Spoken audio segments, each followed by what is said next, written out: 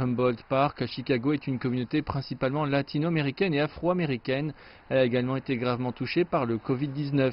Les taux d'infection chez les latinos à Chicago sont 3 fois plus élevés que ceux des résidents blancs et ils sont 2 fois plus élevés pour les afro-américains. Je pense que nous avons fait plus de 13 000 tests depuis que nous avons commencé ce projet. Et le taux de positivité est de 34%, alors que sur l'ensemble de l'État, il est situé entre 10 et 12. La prévalence élevée du virus à Humboldt Park a eu un impact grave sur les ressources du Norwegian American Hospital, avec des clients atteints du Covid-19 submergeant l'unité de soins intensifs. Nous arrivons systématiquement à un débordement de patients au niveau de l'ECU dans d'autres départements. Par exemple, notre service des urgences a des patients de niveau ICU. Nous savons également que le taux de mortalité ou le risque de mourir ou d'avoir une maladie grave est significativement plus élevé chez les minorités ethniques. Il y a maintenant l'espoir que la pandémie prenne bientôt fin avec les vaccins récemment approuvés et déjà administrés au personnel de santé qui sont en première ligne.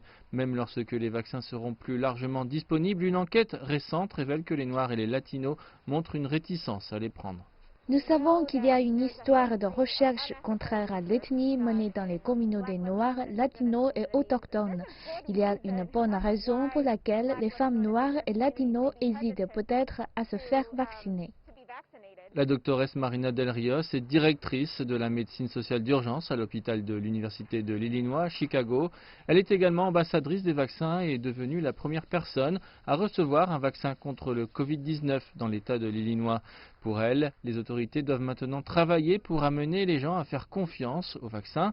Elle estime également que l'accent doit être mis sur la santé publique et non sur la recherche de migrants sans papier. Ils sont inquiets de ne pas savoir à qui cette information va aller.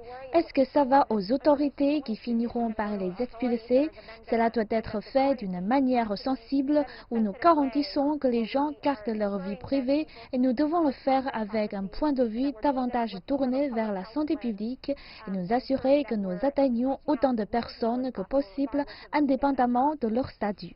Le Covid-19 a mis en lumière des inégalités sociales et sanitaires de longue date. Des défis demeurent malgré l'espoir que les vaccins mettent bientôt fin à la pandémie.